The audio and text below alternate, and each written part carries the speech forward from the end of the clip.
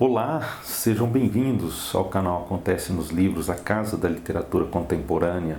Eu sou o escritor Wisner Fraga. Bom, vamos lá. Começando então aí com os recados, né?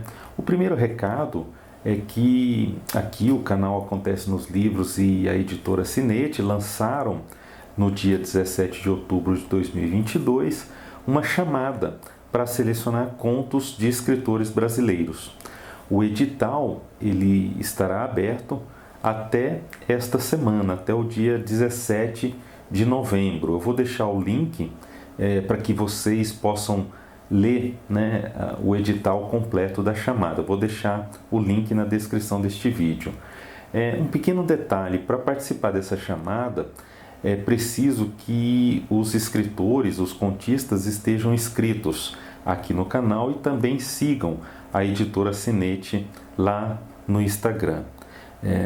Também é importante sempre lembrar que não há qualquer taxa de inscrição e os contistas selecionados não pagarão absolutamente nada pela publicação dos contos e terão também direito a um exemplar da antologia que será publicada no ano de 2023.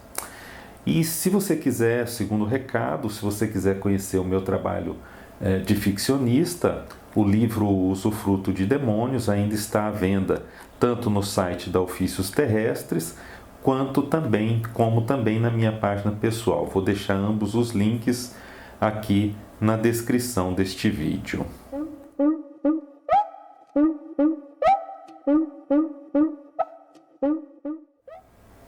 A Vergonha, este é o título do livro de Annie Ernaux, editado pela Fósforo em 2022, com a tradução de Marília Garcia. Eu tenho aqui também a edição original em francês, né? La Honte, que foi editada pela Gallimard no ano de 1997. 1997 é o ano em que este livro, né, La Honte, A Vergonha, foi lançado originalmente na França. Bom, na ficha catalográfica dessa edição em português, dessa tradução, este livro aqui é classificado como um romance autobiográfico.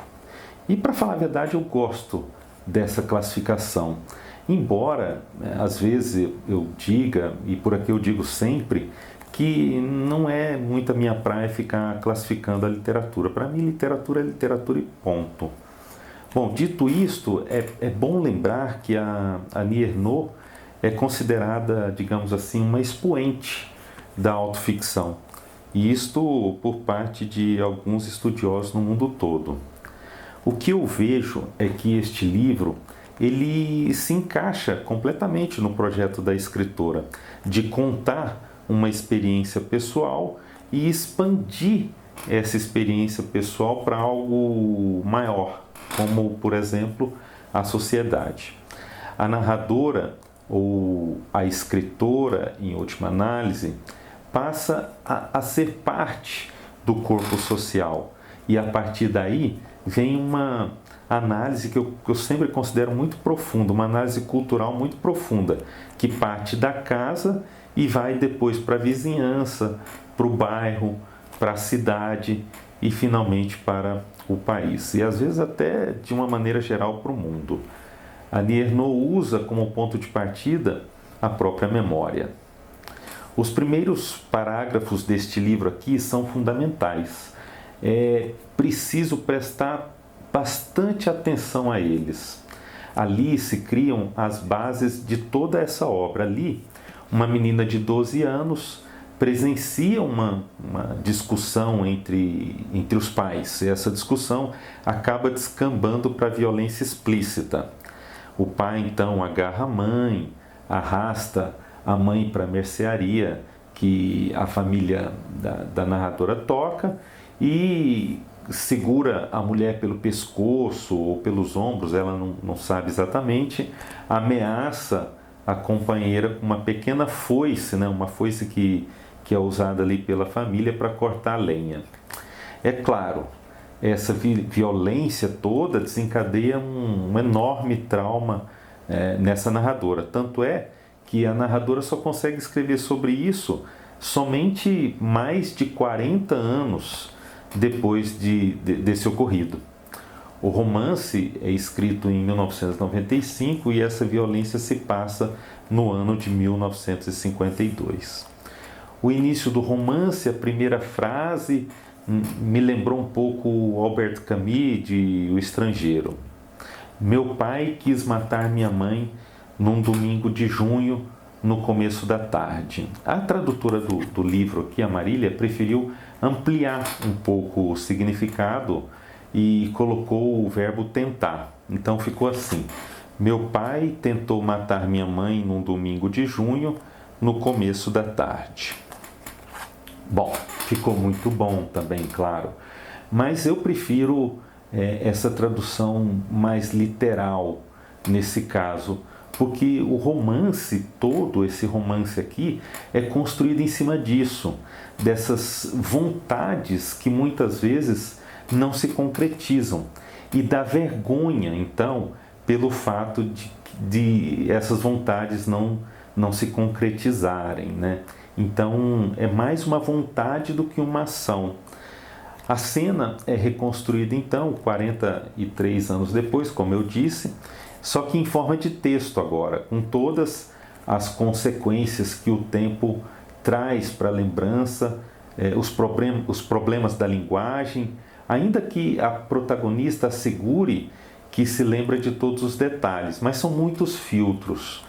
E será que o filtro do tempo, o filtro da linguagem, tratou de limpar algumas passagens, de inserir outras passagens no lugar do que aconteceu de fato? Não se sabe. E também eu acho que o leitor não deve julgar.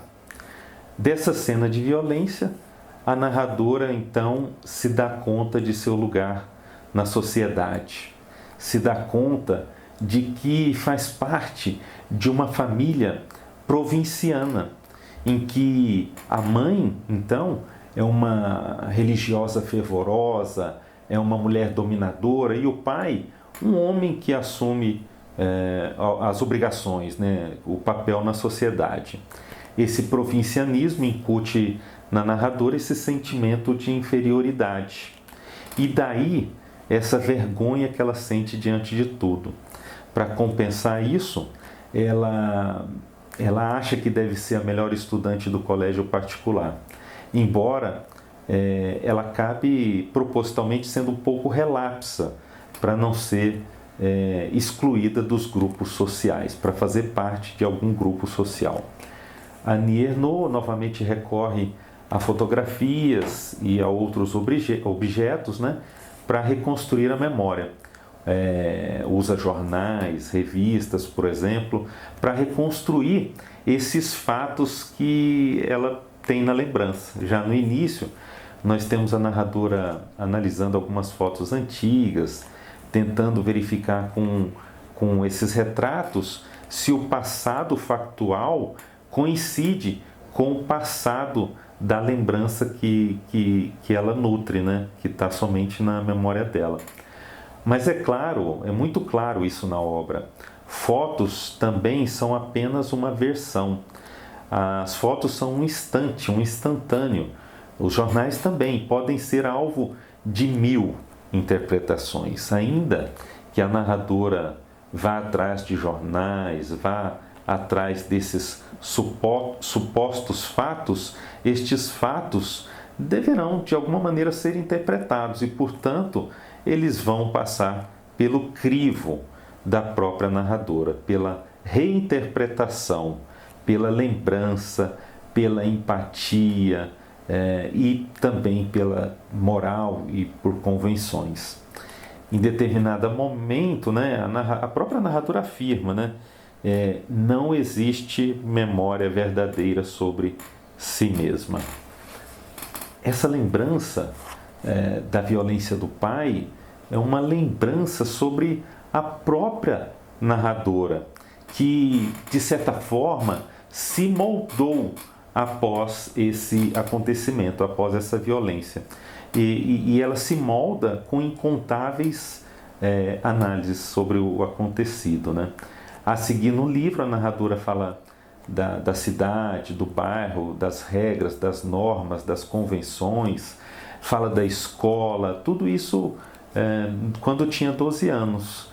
Como se com isso, com essa reconstrução, com essa reconstituição, ela conseguisse também compreender e talvez, quem sabe, né, até perdoar aquela atitude violenta do pai. Ela percebe que aquela atitude, ela provavelmente era comum também em outras famílias, em outras casas da vizinhança, que aquilo era, pior de tudo, parte da cultura da cidade. Eu percebi alguns descuidos com a revisão da tradução, nada, claro, eu sempre digo isso, nada que comprometa o livro, podem ler com maior tranquilidade, mas seria bom rever, se possível, como, por exemplo, em um ponto aqui do livro, palavras iguais, praticamente coladas, e isso não foi proposital, né? Isso não está no original. Eu me lembro de um trecho que foi até um pouco chocante para mim, que é assim: no começo de julho, que começa com, então começo, né? A Annie Ernaux tem todo um cuidado com a linguagem, né? Ainda que seja uma linguagem crua, sem floreios, uma linguagem direta, né? Ela tem esse objetivo de ter uma linguagem direta, focada na análise da própria língua, dos próprios limites da palavra, né? Uma linguagem objetiva. E esse cuidado com a linguagem não permite à própria Annie Ernaux nenhum tipo de erro, e nós não encontramos mesmo no original. O texto é preciso e por essa talvez dificuldade de manter um texto tão límpido, né, tão puro, que talvez esse livro seja fino, né? O livro tem 80 e poucas páginas e eu acho que numa eventual revisão seria bom dar uma olhada com carinho, né? De qualquer maneira, qualquer livro de Annie Ernaux é uma celebração. Muito obrigado por assistir a esse vídeo. Se você gostou, peço que se inscreva no canal. Se puder, compartilhe esse vídeo, divulgue o meu trabalho em prol da literatura contemporânea e, em muitos momentos, sobretudo, da literatura brasileira. Em outros momentos, é impossível que eu não fale aqui de alguns outros grandes livros da literatura universal, como esse, por exemplo, A Vergonha, da ganhadora do Prêmio Nobel de Literatura de 2022, Annie Ernaux. Muito obrigado.